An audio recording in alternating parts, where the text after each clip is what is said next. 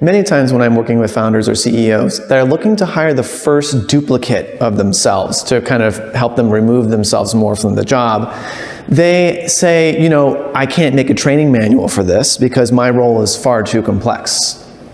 Well, that's not exactly true. And I'm going to show you why and how we can make training manuals for your complex roles in this video. So first of all, everything that you learned, you had to learn it somehow, right? So all the things that you've put together and you've made into this complex and multifaceted role, you had to learn and other people had to learn it as well. And if you think out there of all the other really complicated stuff that people do, I mean, quantum mechanics, making lifelike oil paintings of people, Flight of the Bumblebee on the piano, these things are very complex, very dexterous roles, and yet we train people to do them all the time. So your role is, even though it's complex, it's not necessarily untrainable.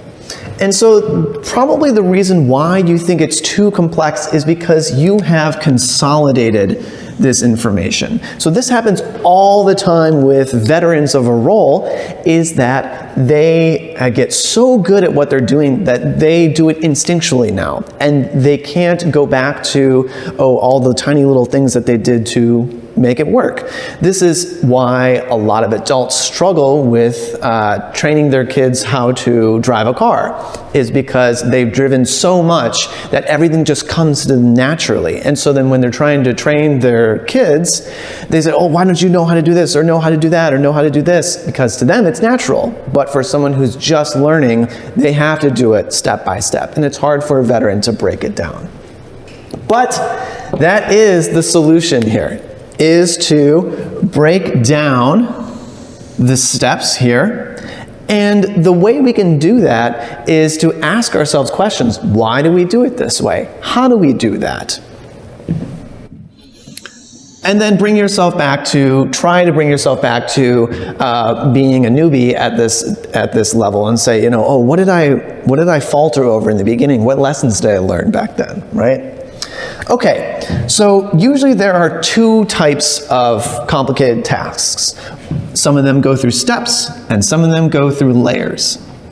Now, steps you can do one by one, and you can see that one step you can perfect it, and then before moving on to the next step. So this is like a Rubik's Cube. You know how to do certain steps up to a certain point. Or filling out really large forms. Maybe you can do the first page or 2 pages correctly, but you have 10 other pages you have to do. And then operating complex machinery. You can get really good at flipping a couple switches and doing some dials at the beginning, but maybe later on it could be more difficult. Now the layered things are where you have to do the whole thing at once, and maybe it comes out poor in the beginning, but as you progress, you get better and better. So this is like painting, or making a website, writing an essay or an article, or doing a CAD drawing.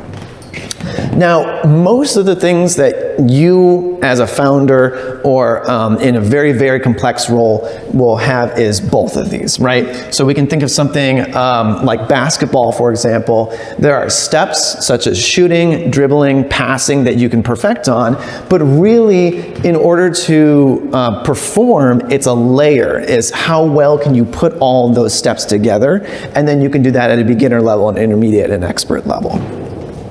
And then I will go over in a later video how to do something which is how to do a sales call, which is also a complex combination of these two. But let's break down each of the types of roles here. So first, let's talk about the step. So obviously when you're working with forms or whatever, you can break it into discrete steps that you can perfect along the way, right? So the way to figure out how to break this into steps is to first imagine yourself doing it, and think about every time you take a pause, or every time you do or you switch to another part of the machine or task or form or whatever, and then take notes. When are you doing that? What are you doing? Then actually do it and follow your notes again, and see if you're missing any roles or any tasks that come along, and fill in those gaps. So once you have your big list of all the steps that you are taking, group them into chunks. And so, this is the first page of the form, and this is the second page of the form. Now, this part of the form is when you have to talk to these certain people. This part of the form is when you have to actually go to the facility and check things out. And so group them into manageable chunks that have discrete differences between them. And look for any natural stopping points, like I just said. This is where you have to talk to somebody or go somewhere. And make sure that you can practice each of these steps one at a time. So someone can get really good at filling out the first page of the form without ever talking to somebody or going to a facility, for example. And so that would be a bunch of steps broken into a chunk, and they can practice it and perfect one at a time. And then they go to the next one, perfect that one, and go to the next one and perfect that one. And that is how this complex, stepwise role can be created into a training manual. Now for a layer type, instead of breaking it into steps, you want to break it into levels. So what does an introductory website look like? Maybe it's just introduction to HTML in general, or how to find a website or a website development app, and just getting into it. Then the beginner level of putting in frames, putting in all these different parts of it. And then medium level of putting in more complex parts of websites. And then expert is actually like making a brand new website or something like that. But the important part here is to have examples of good and bad output at each level. So at the beginner level, look at code that isn't commented, for example. Or a really good website at the very beginner level, something that's simple to put together but still high quality. So you'll have all these different levels of how good you are at each of these things, and they'll build on each other. And then finally, you want to think about the mindset that you're going to have on each of these levels. So in the beginner, for website development, I might just be researching, looking up code. And then in the intermediate, it might be exploratory and trying all the different ways to put the code together and messing around the website.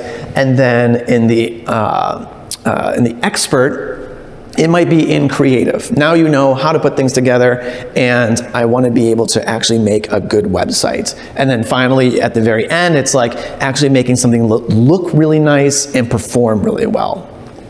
So putting these two together is probably what will be necessary to make your complex role. And I will do that in the next video when we go over how to create a training manual for a sales call.